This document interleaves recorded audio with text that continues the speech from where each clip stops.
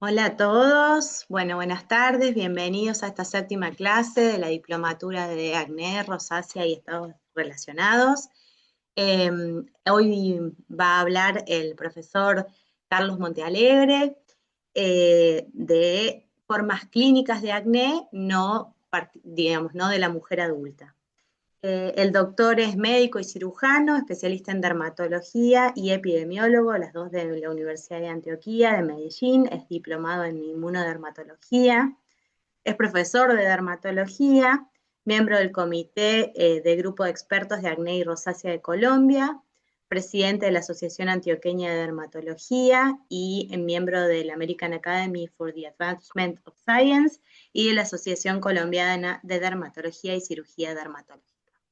Bueno, bienvenido Carlos, un placer escucharte y allá vamos. Muchas gracias, doctora Jimena, y muchas gracias a todos los que van a presenciar la clase. Espero que puedan disfrutar. Vamos a compartir la pantalla a partir de este momento. Ahí se está viendo bien la pantalla, ¿cierto? Se está viendo perfecto, Carlos. Bien. Bueno. Entonces, lo primero es que he sido asesor, investigador y conferencista con estos laboratorios. La mayoría de las fotos que han sido utilizadas en la presentación pertenecen a alguno de estos cuatro doctores y un par fueron sacadas de internet solo con los fines educativos. Hay que entender, como ya se ha dicho aquí seguramente, que el acné es la octava enfermedad más común del mundo, que afecta más o menos al 90% de los adolescentes y que en general tiende a afectar más mujeres que hombres, contrario a la creencia de la mayoría. Lo que pasa es que como la mayoría lo que vemos es adolescentes, en esta población especialmente se afectan más los hombres que las mujeres, pero en general es más la población femenina la que se afecta con el acné que la masculina. Es una enfermedad que tiene un relativo fácil diagnóstico y la mayoría de los pacientes ya llegan con él. Incluso muchos ya llegan con terapias que han encontrado en internet o que han comprado a través de sus familiares o conseguido en la casa. Lo más importante de esto de las formas clínicas es porque de acuerdo a la forma clínica es que viene a ser la terapia, de acuerdo a la mayoría de los consensos y guías de manejo que hay en la actualidad. Lo más importante es entender cómo clasificamos el acné. El problema es que hay más de 25 formas conocidas para clasificar la enfermedad y lo ideal es estandarizar y simplificar. El problema es que esto no es, como dice ahí, simple. O sea, coger 25 formas y tratar de simplificarlas no es una cosa sencilla. Y yo voy a tratar de dar una forma sencilla para que clasifiquemos el acné de la forma más común para todos y que todos podamos entender de qué estamos hablando cada vez. Voy a tratar de no emplear ningún tipo de reglas ni de formatos ni de ningún tipo de escala específica, porque las escalas son muy buenas cuando se están haciendo investigaciones, pero son muy complicadas en general para usarlas en la práctica clínica diaria de los dermatólogos. Lo primero es que obviamente para clasificar el acné hay que hacer una muy buena historia clínica, preguntarle al paciente cómo, cuándo y dónde empezó, cómo ha progresado, cómo ha sido el aumento hacia la gravedad o no de la enfermedad y si ha tenido algo similar previamente. Esto es muy importante, eso último es muy importante, sobre todo en adultos, en personas mayores de 25 o 30 años. Los antecedentes familiares también son muy importantes porque si en la familia ha habido casos de acné importante, pues obviamente uno espera que el acné del paciente pueda ser más importante de lo que se está viendo en el momento. Si el paciente ha consumido ciertas sustancias o medicamentos y el tipo de tratamientos que ha empleado. Y obviamente a lo que le vamos a hacer énfasis hoy en las formas clínicas del acné, en el examen físico. Para el examen físico es muy importante entender este concepto del espacio personal. Yo soy un estudioso de la proxémica. La proxémica es la ciencia que estudia cómo nos comportamos los seres humanos cuando estamos ante otros seres humanos. Y hay que tener en la cuenta que el espacio personal está definido como la distancia alrededor de un humano que es alcanzable con sus manos. Obviamente esto puede ser de 360 grados y en promedio está alrededor de 1.2 a 1.5 metros. Aquí vemos un esquema más o menos simple de qué es lo que se consideran espacios personales. El espacio íntimo es un espacio menor de, 50 centímetros, a menos de medio metro, que es el que dejamos penetrar solamente a personas de muchísima confianza, la mamá, los hermanos, el novio, la novia, el esposo, etcétera. Personas con las cuales tenemos muchísima intimidad, penetran nuestro espacio íntimo y permiten que estemos con ellos a esa distancia. El espacio personal es esa distancia, como le decíamos, de más o menos 1.2 metros, en el cual alcanzamos con las manos, y dentro de ese espacio solo permitimos estar a gente que tiene también confianza con nosotros, los buenos amigos y personas que conocemos de mucho tiempo atrás.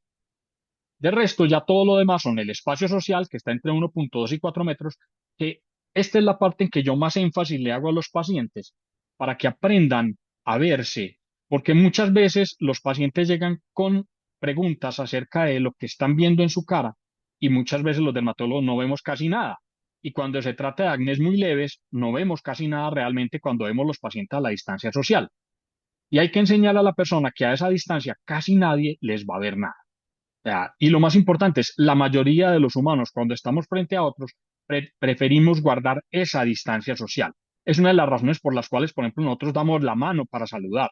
Cuando le estamos dando la mano a otro y este nos extiende su mano, nos estamos diciendo mutuamente, yo quiero conocerlo, pero hasta esta distancia lo acepto por el momento. Ya estamos diciendo, no se meta en mi espacio personal, quédese ahí en ese momentico mientras nos conocemos y vemos si podemos ir más allá de ello. Entonces, raramente a uno lo van a ver las personas más cerca que 1.2 metros. Eso significa que cuando uno se va a mirar en el espejo, debe tratar de verse a esa distancia para realmente ver lo que los demás pueden ver. Lo que no se distinga a esa distancia raramente va a ser visto por las personas. Este espacio es importante básicamente porque le debemos enseñar al paciente a verse desde el punto focal correcto. Sea, la gente se queja mucho de un montón de cosas que tienen, pero que a la hora de la verdad no son visibles para los demás. El problema es que la invasión de ese espacio genera respuestas límbicas duraderas. Entonces, los médicos debemos tratar de guardar el espacio personal hasta que sea específicamente necesario y tengamos que acercarnos realmente para examinar el paciente. Y eso que, obviamente, pretendiendo que el paciente nos va a dar permiso para acercarnos. Hay pacientes que no dejan que uno se acerque y uno tiene que verlos desde más lejos, porque la invasión del espacio personal genera respuestas que son muy intensas, que afectan la amígdala y que van a causar por lo menos un disgusto de por lo menos entre 30 y 45 minutos, según lo que dice la ciencia. Como dije anteriormente, hay que enseñarle al paciente a hacer su percepción adecuada. Y este espacio nos da pistas de las relaciones interpersonales. Cuando las personas guardan cierta distancia, uno sabe cuál es más o menos su relación. Y de acuerdo a esa cercanía, uno, por ejemplo, se puede dar la cuenta cuando dos personas, dos empleados en el trabajo están teniendo alguna relación mucho más que la relación del trabajo, cuando empiezan a invadirse sus espacios personales. Entonces, el estudiar el espacio personal nos da la opción de entender muchas cosas que ocurren en la interacción humana, teniendo en la cuenta que diferentes culturas tienen diferentes espacios personales y sociales. En general, los latinoamericanos somos un poquito más sociables y permitimos que la gente se acerque algo más y tenemos mucho más contacto físico que los europeos en general, aunque hay poblaciones europeas que permiten mucho contacto físico. Pero esto todo es importante a la hora de relacionarnos con un paciente. Para un buen examen físico es obvio que debemos tener una muy buena iluminación, la mejor posible, y en lo posible que sea una iluminación directa. Pero es importante de vez en cuando utilizar la iluminación tangencial, y lo vamos a ver acá. Esta es una foto de un paciente que tiene unos pocos comedones en la cara, pero voy a mostrarles un pequeño video. Cuando se hace la iluminación tangencial, van a ver cómo aparecen más y más pequeños comedones en la cara del paciente que antes no se podían ver cuando uno estaba mirando simplemente con la luz directa. Esa es la ventaja de la iluminación tangencial en el examen físico del paciente con acné, lo cual hace que sea importante su utilización en todas las áreas de la cara y de la espalda y del pecho que estén afectados. Ahora bien, ¿cómo vamos a clasificar el acné desde las formas clínicas? Lo primero y obvio es que vamos a decir en qué sitio está el acné. El acné más común es el acné facial, que afecta a casi todos los pacientes. ¿Sí? El acné de la cara es el más común de ellos. El acné del tronco le sigue en frecuencia, siendo mucho más común en la espalda que en el pecho, pero el acné de la espalda tiene un peor pronóstico. Y por último, el acné más distal, que es el acné de las extremidades, que nos habla generalmente de formas muchísimo más graves. Entonces, determinar el sitio anatómico es parte de la descripción que debemos hacer cuando estamos enfrentados a un paciente con acné. Ahora bien, también hay que tener en la cuenta el tipo de lesión al cual vamos a estudiar en el paciente. Hay varios tipos, los acnés comedónicos, los inflamatorios que tienen pápulas, pústulas, nódulos, quistes y úlceras, y los acnés cicatrizales. Vamos a ver ejemplos específicos. La palabra comedón se supone que viene del latín comedere, que era una forma en que los romanos llamaban a ciertos gusanos que eran devoradores de carne. Han querido explicar eso por la forma en que salen exprimidos estos comedones cuando uno los busca aquí en el caso de esta foto, por ejemplo, con un extractor de comedones. Estos son lo que la gente comúnmente conoce como espinillas. Y hay comedones cerrados, los cuales no tienen una apertura folicular evidente y se ven como puntos blancos. Y hay comedones abiertos, que son los clásicos puntos negros, que probablemente son las primeras lesiones en aparecer en la mayoría de los pacientes con acné. Dentro del acné inflamatorio, lo primero que aparecen son las pápulas, que son pequeñas lesiones menores de medio centímetro, eritematosas, y que tienden a ser ligeramente dolorosas. Luego, estas derivan en pústulas en las cuales ya la inflamación se ha hecho mucho más grande y tenemos un acúmulo de neutrófilos en ellas y por eso se ve la pus en su superficie. Ya posteriormente aparecen las lesiones nodulares y quísticas, que en realidad no son quistes, sino pseudoquistes, como vamos a ver más adelante, y que son muy inflamatorias y tienden a ser deformantes en la cara de los pacientes.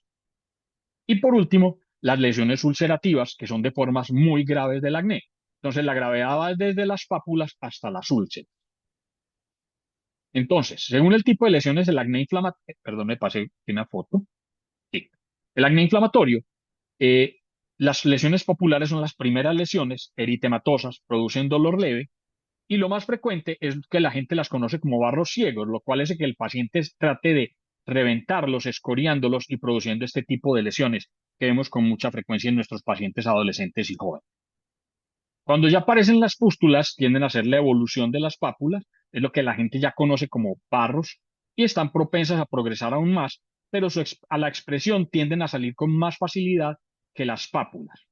El problema de la mayoría de las lesiones inflamatorias es que tienden a sanar con pigmentación, porque en nuestras poblaciones, en la mayoría de los países latinoamericanos, exceptuando la Argentina, tenemos una gran cantidad de población mestiza y negra, y esto hace que presentemos mucho pigmentación. El acné noduloquístico es una forma mucho más grave, muy inflamatoria, con lesiones deformantes, como podemos ver en esa foto, que en realidad no son quistes porque no tienen una cápsula real, no tienen epitelio circundante, sino que son abscesos o lesiones que van derivándose de lesiones que primariamente eran pústulas, pero se revientan hacia la parte interna y empiezan a acumular todavía más y más pus, finalmente derivando en la formación de abscesos. Y por último, el acné inflamatorio con ulceración y costra, que se da básicamente en las formas fulminantes, que son de súbita aparición y que son generalmente una complicación del uso de isotretinoína, aunque puede aparecer en otros síndromes autoinflamatorios.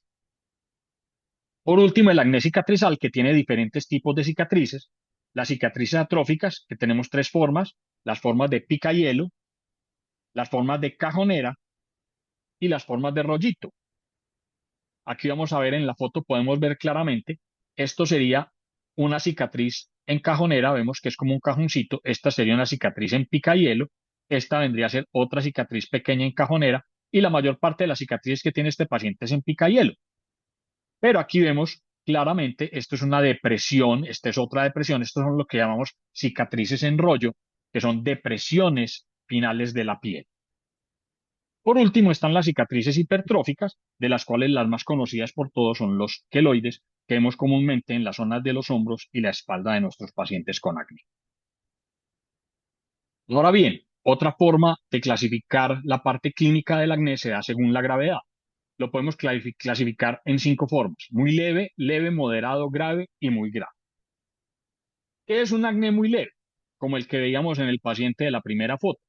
Es un acné en el que predominan solamente los comedones, hay puntos negros y también hay algunos puntos blancos. Afecta principalmente la cara, pero menos de la superficie, de la mitad de la superficie de la cara y tiene pocas lesiones. Generalmente son difíciles de apreciar y este tipo de pacientes son más llevados a la consulta por la mamá que a que el paciente asista a la consulta voluntariamente. Esto hay que tenerlo en cuenta porque esto es un acné muy común, sobre todo en prepúberes.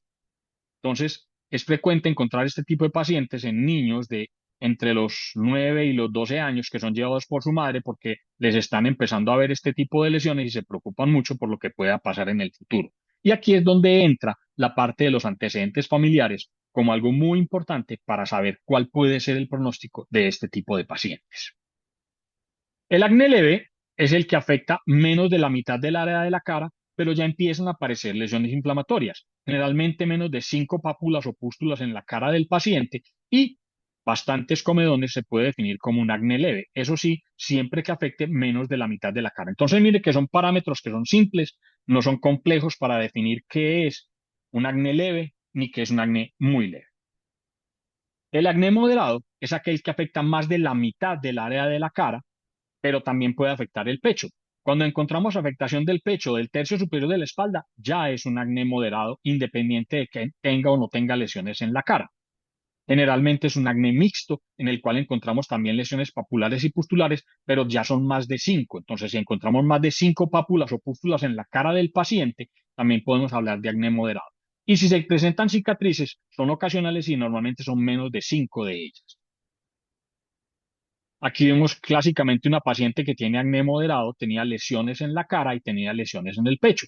No son muchas las lesiones, pero vemos hiperpigmentación y está afectada el pecho y un poquito menos de la mitad del área de la cara. En el acné grave, yo puse esta foto exprofeso, porque a veces los pacientes no llegan y uno tiende a clasificar esto como un acné moderado. Le estamos viendo lesiones inflamatorias, le estamos viendo comedones, le estamos viendo alguna excoriación a esta paciente, pero cuando examinamos por completo la persona, nos damos cuenta que en la espalda tiene muchísima más afectación. Entonces, es una paciente que no solo tiene unas lesiones en la cara, sino que tiene muchas más lesiones en la espalda, que son mucho más inflamatorias y que está afectando, como pueden ver, muy por debajo de las escápulas. Ya vemos lesiones por debajo de las escápulas que son más o menos la mitad de la espalda. Entonces, cuando tenemos más de la mitad de la espalda afectada, estamos hablando de acnés graves. ¿Por qué lo queremos definir así?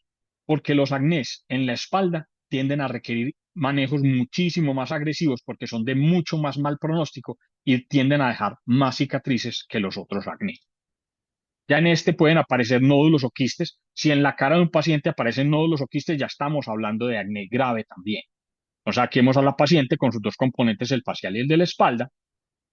Pero esta paciente, por ejemplo, tiene una afectación grandísima de la espalda y aunque no tenga tantas lesiones inflamatorias como las que se ve, vemos que claramente ha tenido muchísimas lesiones que afectan mucho más de la mitad de la espalda. Esto también es un acné grave. El acné muy grave es un acné que es muy inflamatorio, tiene más de 5 nódulos o quistes, ya presenta abscesos y puede presentar hasta fístulas, viene a presentar cicatrices también deformantes o que tiene presencia de úlcera o síntomas sistémicos, que sería lo que llamamos acné fulminante. Y vemos clásicamente un paciente que tiene varios nódulos en la cara. Vemos uno acá, otro acá, otro acá y otro acá. Aquí ya vemos 4, 5 en solo la mitad derecha y aquí ya se está formando un nódulo adicional. Entonces este paciente ya tiene 5 nódulos en la hemicara izquierda y la hemicara derecha con toda seguridad tiene más o menos lo mismo. Un paciente con acné muy grave. Y hay dos formas especiales de acné grave, de acné muy grave. El acné conglobado, que tiene una mayor afectación del tronco en el que predominan muchísimo los nódulos y los pseudoquistes y que se pueden ver también obviamente los abscesos y las fístulas, pero que tiene una gran afectación porque deja muchísimas cicatrices en los pacientes. Y el acné fulminante, que es una forma súbita de acné asociada a veces a síntomas sistémicos como fiebre, desaliento y malestar, mialgias o artralgias, que puede ser primario o secundario. Cuando es secundario generalmente es isotretinoína, ¿sí? Que tiende a dejar cicatrices profundas en los pacientes y que se puede asociar a leucocitosis en el laboratorio y del cual se conocen 4 formas. El acné fulminante con síntomas sistémicos, el acné fulminante sin síntomas sistémicos, el acné fulminante inducido por isotretinoína con síntomas sistémicos y el inducido por isotretinoína sin síntomas sistémicos. Son 4 síndromes dentro de una misma enfermedad. Y debemos hablar específicamente cuando estamos hablando de acné fulminante, debemos describir si tiene o no tiene síntomas sistémicos y si es o no secundario a isotretinoína. La mayoría de los que vemos en la actualidad son casi todos secundarios al uso de isotretinoína. Otra forma de clasificar el acné es según la edad de aparición. Si aparece en la etapa neonatal, en la niñez, el acné vulgar, que es el acné de la adolescencia y la juventud temprana, y el acné de la edad adulta. El acné neonatal clásicamente aparece entre 1 y hasta los 3 meses de edad, está derivado del influjo hormonal materno. Generalmente son lesiones papulares pequeñas que cubren la cara del bebé.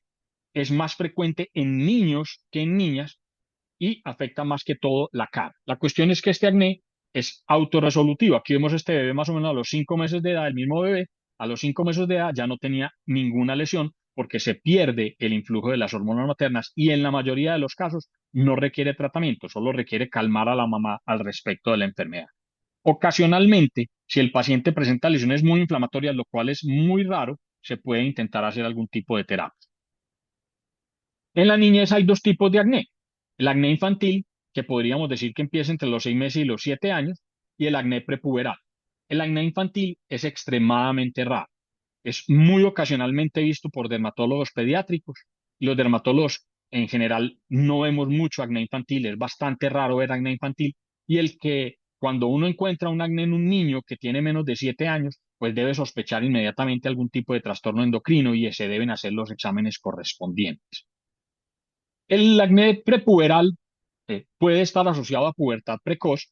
Se supone que un niño es prepuber, más o menos en las niñas está entre los 8 y los 11 años y entre los niños entre los 9, 10 y 12 años. Eso es la etapa prepuberal.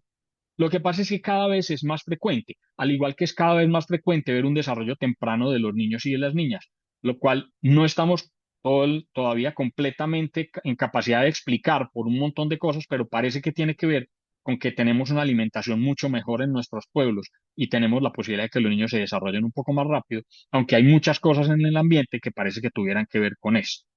El acné prepuberal es mucho más frecuente también en niñas que en niños, ¿sí? Y como les digo, solo en algunos casos se debe sospechar la pubertad precoz. Cuando uno empieza a ver el acné en un niño prepuber, generalmente lo que está afectado principalmente es la cara y raramente ve uno otras zonas afectadas. Si uno ve otras zonas afectadas y algún otro signo como el hirsutismo o como un desarrollo temprano de los bulbos mamarios en las niñas, ¿sí? Debe pensar que pueda estar ante un trastorno endocrino en estos niños prepúberes. Pero generalmente, cuando el acné aparece, el niño le queda más o menos a la niña, le queda más o menos entre 1 año y 1 año y medio para que le llegue su menarca, con el caso de las niñas. En los niños no se puede decir nada, pero en las niñas generalmente cuando aparece el acné, si no les ha llegado la menarca, entre 1 año y 1 año y medio después les estará llegando la menarca a más tardar. Vamos a hablar entonces del acné vulgar, que es la forma más común que nosotros vemos de acné, que ocurre entre los 11 y los 25 años de edad, 11 años generalmente en las mujeres y hasta los 25 años. Se supone que la adolescencia está más o menos entre los 11 y los 18 años y la juventud de los 18 hasta los 25 años. Se llaman jóvenes o adultos jóvenes. Esta es la forma más común, más o menos a los 12 años en niñas y más o menos a los 14 en niños. Tiende a afectar en este grupo más a los niños que a las niñas y el 80% de las formas más graves ocurren en varones. Este es el acné de todos los días en la dermatología. Es el que vemos, o sea, el día que un dermatólogo no ve acné, probablemente fue que no fue a consulta, porque es la consulta de todos los días para nosotros. Y el acné de la juventud temprana, que ocurre más o menos en el 50% de los individuos, pero ya aquí se invierte la relación, más de la mitad del 60% de las mujeres son afectadas por el acné y más o menos el 43% de los hombres son afectados por el acné después de los 18 años.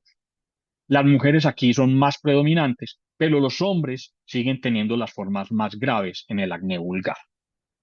Y por último, el acné tardío, que afecta más o menos a 1 de cada 3 mujeres y a 1 de cada 5, 1 de cada 8 hombres, de acuerdo a la población que se estudie, pero es un acné que predomina más en las mujeres. Tiene en general pocas formas graves, aunque en este caso sí tiende a ser más grave en las mujeres, y tener en la cuenta que hasta los 60 años puede estar afectado un poquito menos del 5% de la población está afectado por acné todavía. Este acné tardío puede ser persistente cuando el paciente ya venía con acné desde la adolescencia y la juventud, puede ser de inicio tardío, cuando el paciente no tenía acné en la juventud, pero viene a aparecer después de los 25 años, o puede ser un acné recurrente, cuando tienen en la adolescencia, se les quita en la juventud y les vuelve después de los 25 años. Ahora bien, otra forma de clasificar el acné clínicamente es de acuerdo a la etiología. Lo podemos clasificar en formas intrínsecas y en formas exógenas o extrínsecas. En las formas intrínsecas, los más comunes son el acné vulgar y el acné hormonal, que está fuertemente asociado al síndrome metabólico poliendocrino ovárico, que antes conocíamos como síndrome de ovarios poliquísticos, que está asociado a alopecia y a hirsutismo en un gran porcentaje de las pacientes. Y por síndromes autoinflamatorios, que cursa con múltiples formas de artritis, pioderma gangrenoso y otros fenómenos inflamatorios como el síndrome SAFO, el PAPA, el PAPASH y el PASH, que no son el objeto de esta charla, pero que generalmente producen formas de acné muy graves y muy inflamatorias. Y entre las formas exógenas está el acné medicamentoso, que es básicamente aquel que se produce como respuesta a cierto tipo de medicaciones. Los más comunes son los esteroides, tanto tópicos como sistémicos, aunque es más común con las formas sistémicas, pero se ve también con esteroides de alta potencia. El uso de hormonas, específicamente los andrógenos, en los fisicoculturistas o en ciertos tipos de personas que quieren desarrollar masa muscular, y el uso de anticonceptivos que tienen progestinas androgénicas. ¿Sí? Específicamente el levonorgestrel es muy androgénico, entonces el uso de progestinas de levonorgestrel, tipo de levonorgestrel, tiende a producir acné en algunas pacientes sensibles. Drogas como el litio y los antiepilépticos, sobre todo el fenobarbital y la difenilidantoína, están reconocidos como inductores de acné, y ciertas drogas halogenadas como yoduros y bromuros también está descrito que pueden producir acné. Entonces, en medicamentos, este es el brote típico de un acné por esteroide, que es un brote monomorfo que ocurre principalmente en el tronco, que es un brote puramente papular. Uno no ve comedones en este tipo de acné y que tiende a mejorar lenta y progresivamente una vez se logra suspender el medicamento. Pero hay pacientes a los que no se les puede suspender el medicamento, entonces hay que tratarles este tipo de acné. Por último, el acné exógeno cosmético, ¿sí? Que fue descrito desde 1970 como acné pomada, específicamente en poblaciones negras que utilizaban unas pomadas para mantener el pelo más quieto.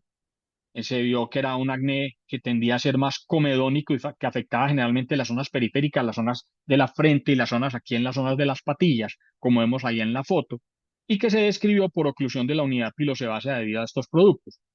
El problema es que para nuestros pacientes con acné es muy importante que ellos puedan utilizar maquillaje. Por eso es tan bueno que nosotros podamos recomendarle a nuestros pacientes el uso de maquillajes no comedogénicos. Recuerden que la mayoría de las casas farmacéuticas que están dedicadas a la producción de cosméticos, producen cosméticos regulares en los cuales la base es aceite, y producen cosméticos que no son a base de aceite y que son los que consideramos no comedogénicos. Entonces, el paciente se puede aplicar bases no comedogénicas, polvos no comedogénicos, etcétera, para hacer el cubrimiento adecuado de las lesiones que no quieren que se le vean. Este acné cosmético generalmente afecta a la cara y, como lo dije principalmente, es de tipo comedónico. También está descrito el acné mecánico el acné mecánico friccional, que se da por el uso de productos de limpieza como esponjas, estropajes o microgránulos con gran frecuencia. La gente, con el fin de exfoliarse la cara, empieza a utilizar este tipo de cosas, y esto produce un daño y un aumento en la tasa replicativa del estrato córneo, que conlleva a un cierre prematuro de los folículos y puede inducir lesiones de acné. También está obviamente el acné escoriado, como en el caso de la paciente que vemos aquí, que está considerado como una psicodermatosis, una paciente que no es capaz de dejar de estripar las lesiones de acné y que cursa frecuentemente con hiperpigmentación posinflamatoria. Y por último, los acnés tóxicos, que son generalmente por compuestos halogenados. Aquí tenemos el caso del presidente de Ucrania. La foto se pone sin ninguna cubierta de los ojos porque no es necesario. Esto fue un caso público por un envenenamiento político que hubo. Él era presidente de Ucrania y los rusos lo envenenaron con dioxinas y le indujeron un caso típico de cloracné. Las dioxinas son compuestos clorados que se utilizaban como fertilizantes y demás, y que ya se sabe que son venenosos para el organismo y que pueden inducir este tipo de acné, que principalmente es comedónico y que a veces puede producir formas inflamatorias que son deformantes. Tiende a afectar la cara, las zonas retroauriculares y el cuello cuando es ocupacional. Pero en el caso del envenenamiento de este señor era un envenenamiento sistémico, entonces tenía lesiones en muchas partes del cuerpo. Aquí entonces les dejo la bibliografía, de lo cual pueden investigar cualquiera de ellos. Si alguien necesita los artículos, yo con mucho gusto se los puedo proporcionar también. Este es un tema fascinante y espero pues que haya quedado claro cómo es la cuestión con el acné. Lo más importante es que siempre hagamos una muy buena descripción clínica del paciente. Describamos el sitio anatómico afectado, qué tipo de lesiones estamos viendo, más o menos en qué cantidad de ellas y finalmente cuál podría ser la causa, si es un acné intrínseco o es un acné de causas exógenas.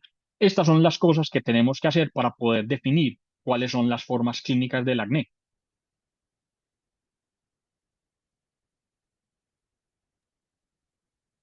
Bueno, doctor, Les muchas agradezco, ¿no? gracias. Tenemos algunas preguntas. Acá hay una primera pregunta de Natalia que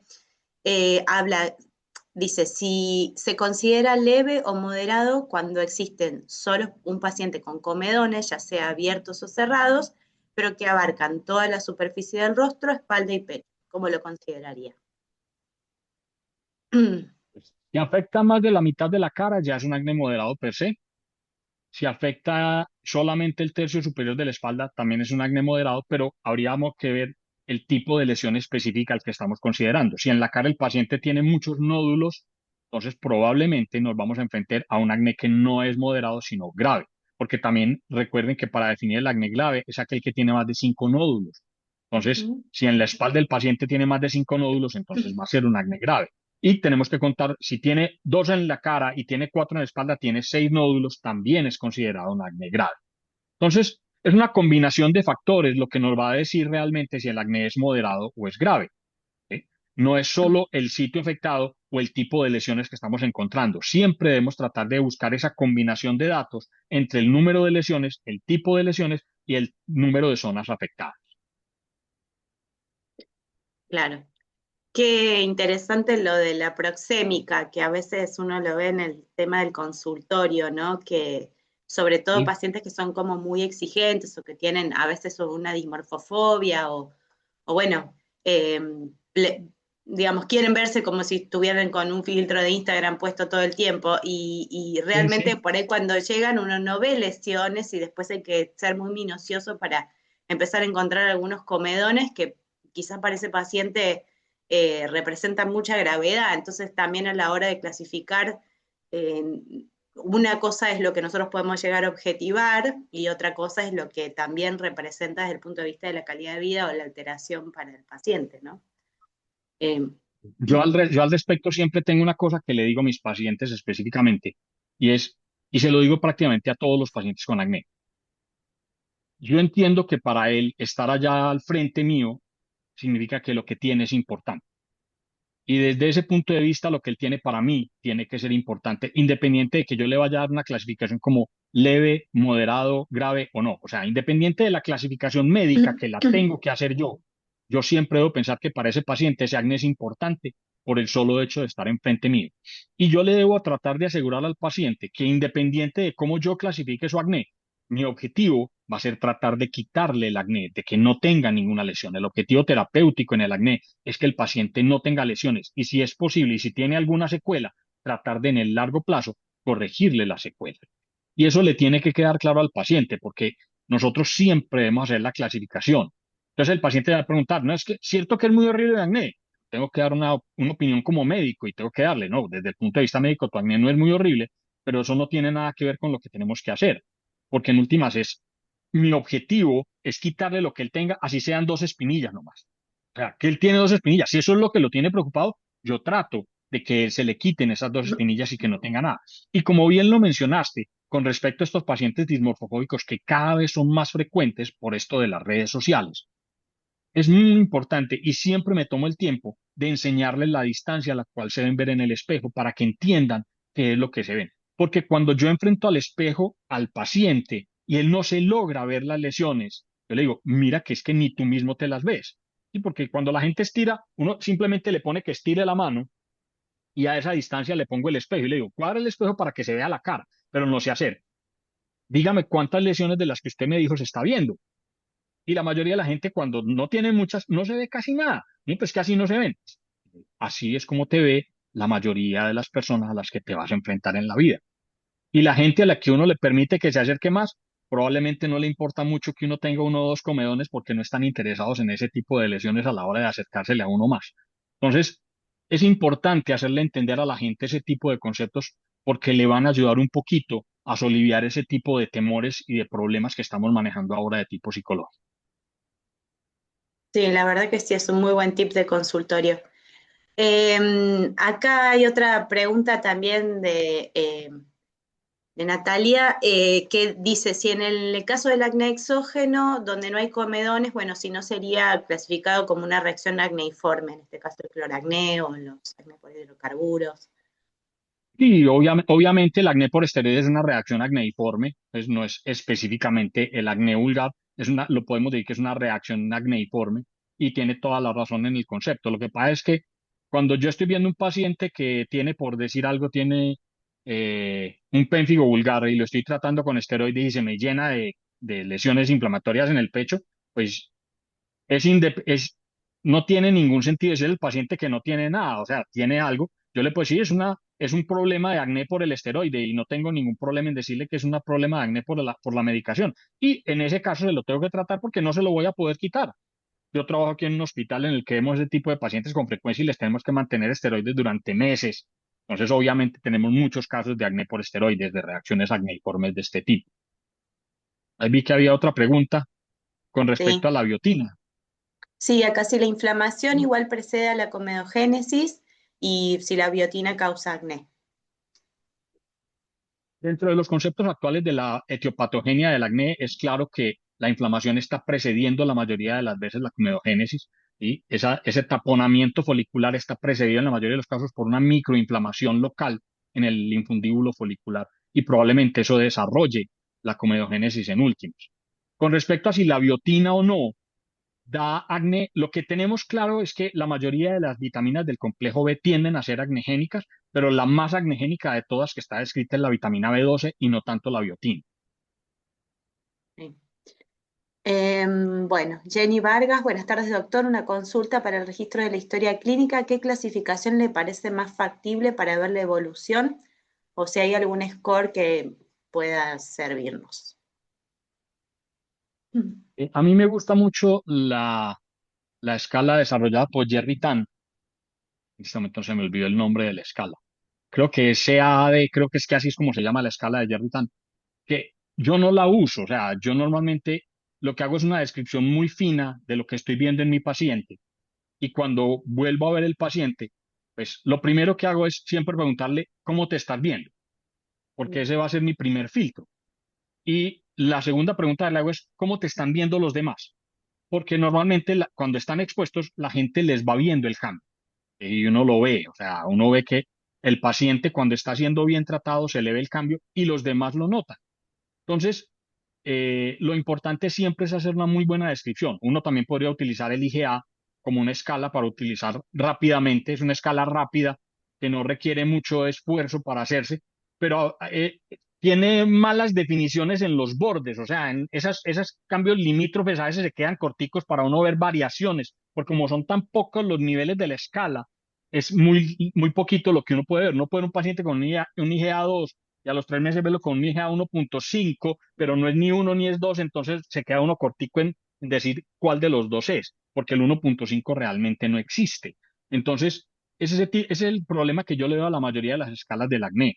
La escala que clasifica en 4 grados de gravedad, que grado 1, grado 2, grado 3, grado 4, es sumamente compleja porque le da valor a cada cosa en la cara, en el pecho o en la espalda. Y uno tiene que describir cada zona para poder hacer esa escala. Entonces tendríamos que definir por lo menos entre 12 y 16 parámetros para poder definir qué tan grave es el acné de cada paciente. Entonces, por lo digo, yo en la clínica casi nunca uso las escalas, las he usado cuando he estado haciendo investigaciones, que en esos casos sí hay que ser muy riguroso, pero en la práctica clínica lo que hago es una descripción muy buena y eso sí, cuando hago el diagnóstico trato de decir si el acné es leve, muy leve, moderado, grave o muy grave. Eso sí lo pongo y lo anoto específicamente, pero como les digo, lo más importante para mí siempre es una muy buena descripción. El sitio anatómico, el tipo de lesiones, el número de lesiones en general. No soy tan específico en ponerme a contar uno por uno las pápulas. Cuando un paciente está lleno de pápulas, no tengo que contarlas, no tiene sentido. Yo me te digo, tiene pápulas en prácticamente toda la cara y ya. Con eso me queda descrito lo que estoy viendo en ese momento. Y 3 meses después, cuando vuelvo a ver el paciente, probablemente le voy a ver muchas menos lesiones y eso es lo que vuelvo y describo en el momento de hacer la historia clínica. Bien. Y en el caso, por ejemplo, que a veces nos pasa en un paciente con un fototipo alto, digamos 3, 4, 5, que de repente uno ve pocas lesiones inflamatorias en el dorso, alguna en el pecho y alguna en la cara, pero se ve mucha mácula residual hiperpigmentada y quizás alguna cicatriz. En ese caso, ¿cómo lo harías? Porque quizás el tema con los scores es que suelen tomar las lesiones inflamatorias o activas y en realidad estamos viendo una foto de algo que ya pasó, ¿no? Claro, pero todos sabemos que el acné es una enfermedad fluctuante. O sea, yo sé que la mayoría de las veces cuando el paciente va a la consulta, y yo estoy seguro que a todos les han dicho la misma frase, es que hoy no estoy tan mal. ¿Sí? Es una Mm. frase común de los pacientes, ¿sí? Es que hoy no estoy tan mal. O sea, con toda seguridad la mayoría de los pacientes se han visto peor de lo que están viéndose en el momento en que van al consultorio. Lo que pasa es que la mayoría de los médicos somos tan buenos que ya se están curando los pacientes cuando están llegando. Pero no es solo eso, o sea, es que necesitamos hacer un buen registro y como lo dices tú, para mí una lesión inflamatoria significa que hubo una lesión pigmentada significa que hubo previamente una lesión inflamatoria casi con toda seguridad, independiente de que el paciente la hubiese escoriado o no, porque si una lesión es suficientemente inflamatoria va a generar hiperpigmentación. En un país como el mío, como Colombia, lo que yo veo es eso. O sea, la mayoría de los pacientes que yo veo son fototipos 3, 4 y 5 y hasta 6. Entonces, la mayoría de mis pacientes los voy a ver con un cierto pigmento en la piel. En Argentina son muy raros los pacientes de fototipo 5 y 6. Ustedes no los ven con tanta frecuencia, pero para nosotros es una cosa que es relativamente frecuente. Y hay zonas del país como la costa pacífica donde por lo menos el 30 o el 40% de los pacientes son de ese tipo de piel. Entonces es mucho más difícil en ellos porque la inflamación es mucho menos evidente, como tú misma lo dices, y uno tiene que ser más acucioso para poder describir bien las lesiones inflamatorias, así no se vean eritematosas, porque cuando la piel es muy oscura, el eritema está prácticamente perdido en ellos. Pero es muy importante acercarse lo suficiente al paciente. Como les digo, utilicen la iluminación tangencial. La iluminación tangencial es un arma maravillosa y simple de usar en dermatología. O sea, es muy sencilla. Esto no tiene ninguna gracia. No es sino poner una lámpara por debajo e iluminar de esta forma que la luz llegue de manera vertical o diagonal a la piel, que no le llegue directa. Porque muchas veces cuando está directa se nos aplanan las cosas. Es como la diferencia entre ver una foto y ver la persona en vivo. Cuando usted está iluminando tangencialmente, está viendo una superficie tridimensional mucho más específica y que nos va a permitir ver muchas más lesiones que lo que estaríamos viendo en el caso de no hacer la iluminación tangencial. Pero para mí, las lesiones pigmentadas son el equivalente de lesiones inflamatorias. Así no estén en ese momento, con seguridad estuvieron y es muy probable que si no lo trato, van a seguir apareciendo. Claro, o sea, inclina la balanza hacia estimar un poquito más de gravedad, ¿no? Claro. Exactamente. Sí. Y después el otro tema interesante que yo creo que lo vemos todos en el consultorio es el tema del acné prepuberal, porque la edad de la menarca viene bajando, por lo menos en Sí, Argentina. en todas partes. Entonces, el rol de los disruptores hormonales, con todo el tema ahora también de la popularización del uso de cosméticos que quizás no son adecuados para la edad, o lo que la alimentación, ¿no? Eh, digamos, poder encuadrar y poder realmente dar una buena asesoría en cuanto a cuándo estudiar y cuándo no a esos pacientes. Y quizás también ahí hay que tener en cuenta mucho la historia familiar de acné. Yo lo que pregunto mucho también es qué pasó en la familia. Obviamente, Y por eso lo puse yo. A mí siempre me pareció que es muy importante los antecedentes familiares. ¿Quién de los papás tuvo acné? ¿Qué tan grave fue ese acné? Muchas veces los pacientes no saben, pero le pregunto, ¿tu papá tiene cicatrices en la cara? O sea, si el papá tiene cicatrices de acné en la cara, obviamente le tuvo que haber dado un acné bastante importante y es muy importante ese tipo de antecedentes, porque eso te va a hablar de que existe una mayor probabilidad de que ese niño que me están trayendo a los 9, 10 añitos con unas pequeñas espinillas, con unos pequeños comedones abiertos y cerrados en la cara, que no tiene muchos y podría no ser una cosa muy importante, tiene una buena posibilidad de terminar desarrollando un acné más grave. También sabemos que mientras más temprano empiecen las formas del acné, más posibilidades tenemos de tener formas más graves en el largo plazo. Entonces, el acné prepuberal no se puede dejar pasar como un problema pequeñito. O sea, lo debemos tratar con la suficiente rigurosidad con que tratamos cualquier acné. O sea, y yo en eso sí soy muy riguroso, como te digo yo. Cuando el paciente va, lo que pasa es que hay que tener en la cuenta una cosa. La mayoría de los prepúberes son llevados a la consulta por la mamá, no van ellos por voluntad propia. Ya la diferencia está después de los 12, 13 años, sobre todo ahora, los niños se están consultando con más frecuencia. Antes eran las mamás las que llevaban los niños de 12, 13 y 14 años a la consulta porque ellos no le paraban muchas bolas. ¿Sí? Ya después de los 14, 15, sí empiezan ellos a pararle bolas porque empiezan a notarse en las relaciones interpersonales, en el encuentro entre niños y niñas, en las fiestas a las que empiezan a asistir, que ya no se quieren ver las cosas en la cara para verse mejor. Entonces, en ese momento en que empezamos a tener estas relaciones de intersexuales, es que en ese momento empiezan a hacer la consulta más frecuentemente por voluntad propia. Pero en el caso de los niños que son llevados por los padres, hay que insistir mucho en tratamientos que no sean muy agresivos para que el niño no porque no, si no va a ser una pelea eterna entre el niño y la mamá. Y más aún si el niño no es el que está pidiendo la consulta. Cuando el joven o el adulto están pidiendo la consulta con seguridad, lo más probable es que se van a hacer el tratamiento, así haya algo de molestias. Obviamente uno tiene que ser muy juicioso y advertirle que puede haber molestias, pero cuando son tan pequeños, estos prepúberes son muy quisquillosos a la hora de que se les apliquen cosas. Entonces hay que mandar cosas que sean suavecitas, pero que tengan la suficiente eficacia para poder controlar lo que estamos buscando que se controle. Y no dejar lejos el paciente, controlarlo como si estuviésemos controlando un paciente con acné inflamatorio. O sea, no lo podemos dejar solito, hay que estar pendientes de ellos. Y si uno ve alguna cosa que le haga pensar que puede haber algún desarreglo hormonal importante, pues en ese caso hacer los estudios inmediatamente. O sea, no postergar mucho los estudios es importante también, porque en esos casos, por ejemplo, mandar un carpograma, que es un examen tan simple, puede solucionarnos la vida y hacernos que lo refiramos mucho más rápido al endocrino en caso de que encontremos anomalía en ese tipo, porque es un examen que curiosamente tiende a ser un buen tamizaje. Al contrario de los exámenes hormonales, que raramente me van a dar alteraciones, el carpograma sí me muestra alteraciones tempranas y puede ser un examen de tamizaje para mandarlo rápidamente donde un endocrino. bien, perfecto. Sí, mire, si les parece, les muestro una foto de una paciente mía. A ver, voy a intentar acá Claro, compartir. En este caso es muy cortito, pero me parece que viene un poco a lo que veníamos charlando. Eh, a ver si se ve. ¿Se ve ahora? No sé si estoy presentando No, ahí. no estás compartiendo todavía, Jimé. todavía no. Ok. Un segundo. Ahora sí. ¿Ahora sí? Sí. Ya sí. Bueno, pongo la copita. En este caso sí es una niña de 11 años que no tiene antecedentes personales patológicos y ella consulta por acné, viene con su mamá, vienen las dos a tratarse por diferentes motivos a la consulta.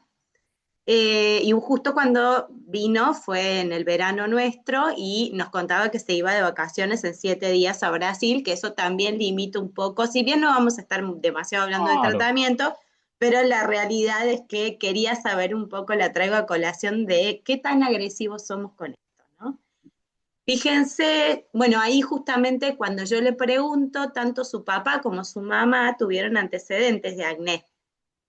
Entonces, ella tuvo su menarca hacía un par de meses, no había ningún signo digamos, de, aparte Estamos tiene 11 llegando al años, mismo. ¿no? Entonces ya está en una edad donde es puberal, digamos, Pero fíjense qué Sí. compromiso inflamatorio que tiene, la cantidad de comedones que tiene, el compromiso de todo el rostro, incluso parte del cuello. No tenía compromiso ni de dorso ni del escote, pero mucha cantidad de pápulas y de pústulas para la edad, ¿no?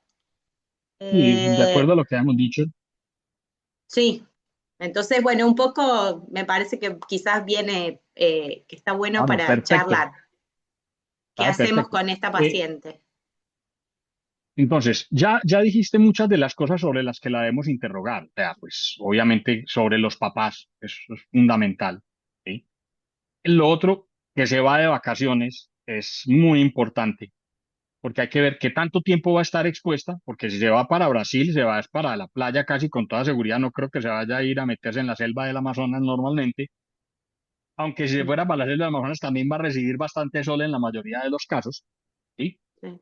Y sabemos que una exposición solar alta también tiende a hacer que los pacientes se broten un poquito. En la mayoría de los casos uno ve un poquito de brote cuando los pacientes hacen exposiciones solares altas. Entonces ya sabemos que son cosas que van a pasar. El problema es que es una paciente que tiene un acné moderado y pues de acuerdo a la mayoría de las guías uno requeriría el uso de un retinoide idealmente combinado con un peróxido de benzoilo. ¿Sí? El problema de los retinoides primero es que son fotosensibles. Eh, Contrario a la mayoría de las creencias, no son fotosensibilizantes en el sentido estricto, sino que estas moléculas son sensibles a la luz, entonces no se deben usar en el día es porque son sensibles a la luz ellas. Y aunque de alguna manera pueden fotosensibilizar por la disminución en el estrato córneo, la fotosensibilidad por retinoides no es lo importante, es la inflamación. La inflamación por el retinoide es lo que va a causar el problema. Entonces, eh, yo sé que cada vez es más la tendencia a no usar antibióticos en este tipo de pacientes, pero a mí personalmente, en mi práctica, me ha ido muy bien con el uso de la doxiciclina de 40 miligramos. Con Mm. este tipo de pacientes me va muy bien y que una vez lleguen de la playa, empiece el tratamiento con el retinoide. O sea, yo no se lo doy porque es que se va a ir a los 7 días y a los 7 días va a estar en el pico de la inflamación por el retinoide. Entonces no tiene sentido mandar a una paciente que va a estar completamente inflamada que tenga una exposición solar alta. Y más a sabiendas de que tengo una buena posibilidad de que se me va a brotar más. Entonces, mandarle el antibiótico, le mando un buen limpiador, le mando obviamente un muy buen fotoprotector, esa parte es básica y fundamental, ¿sí? Y un fotoprotector del cual esté seguro que no va a ser comedogénico, aquellos que están específicamente diseñados para pacientes con acné, ¿sí? Y de ser posible, pues le pongo un tratamiento durante unos días con un poquito de ácido salicílico, que ahora hay productos con este tipo de cosas que son un poquito más suaves que los retinoides, que son mejor tolerados en general, que tienen algunas sustancias que pueden ser antiinflamatorias, ¿sí? Por ejemplo, aquellos que tienen mirtazina, los que tienen licochalcona, que nos pueden ayudar un poquito con esta parte inflamatoria. No nos la van a controlar definitivamente, pero pues nos pueden ayudar un poquito. Tiene 11 años y a los 11 años no es bueno, por ejemplo, utilizar anticonceptivos, que en una paciente de 14, 15 años sería una muy buena opción, pero es una paciente de 11 años a la cual apenas está empezando sus periodos menstruales, entonces los anticonceptivos en esta edad, aunque algunos ginecólogos dicen que no tienen mucho problema, todavía yo sigo siendo renuente a usarlos en niñas tan jóvenes, aunque a veces hay necesidad real de usar. Pero yo personalmente le pondría un poquito de un antibiótico de algún tipo de ciclina, pero yo prefiero la doxiciclina de 40 miligramos, porque me parece que tiene muy buen efecto en este tipo de pacientes, que no son inflamaciones muy graves y en las cuales ese efecto sobre las metaloproteinases de la matriz me puede desinflamar bastante el paciente sin necesidad de una gran cantidad de la medicación. Bien, perfecto. Bueno, yo lo que hice en su momento fue comenzar con un limpiador, con un emoliente como compatible y para mejorar Claro, barrera cutánea, con niacinamida y un poquito de súper. pantenol, todo no comedogénico, el fotoprotector, y yo en ese momento sí le di para comenzar con una palene bajito, un par de veces a la semana nada más, con esta opción de decir, bueno, vení de vacaciones y comenzamos con todo, que por supuesto vino peor, ¿no? Y ahí ya Sí, comenzamos con el adapalene con peróxido y un antibiótico. ¿Sí?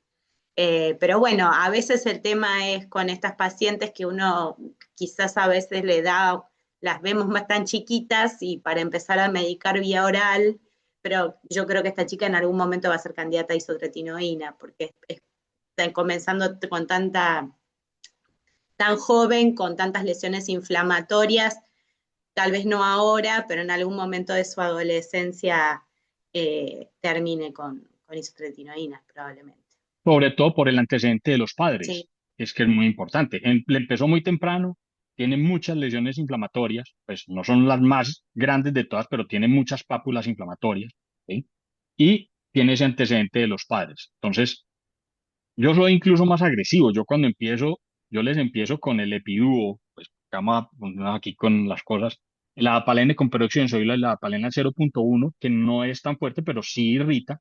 Yo se los empiezo diariamente, pero yo hago una terapia de contacto corto inicial, o sea, empiezo con terapias con 10, 15 minutos todos los días, le va aumentando a 10, 15 minutos cada 7, 10 días, hasta que llegan por ahí una hora y media, y en ese momento ya se los dejo toda la noche. Y yo soy de los que pone los retinoides todos los días. Yo a ningún paciente le pongo los retinoides interdiarios, porque me parece que se demoran más, les da más dificultad en llegar a lo que yo quiero, que es que el paciente no tenga lesiones. Mi objetivo siempre es tratar de que el paciente llegue a cero. O sea, y si después de 3 meses yo que el paciente está muy pegado, es muy probable que termine con isotretinoína ese paciente, como dices tú, pues porque es que los antecedentes de esa niña no la favorecen en absoluto. Y por eso es tan importante preguntar por los antecedentes. bien, perfecto, muchas gracias. Bueno, me parece que estamos en tiempo, no sé si hay alguna, pero me parece que no hay ninguna otra pregunta más. Bueno, muchas gracias, doctor Montealegre, No, por la muchas clase gracias de a hoy. ustedes. Espero que les haya gustado y que haya servido de algo la charla. Sí, seguramente. Bueno, nos vemos la próxima entonces. Claro que sí, que estén muy bien, pues.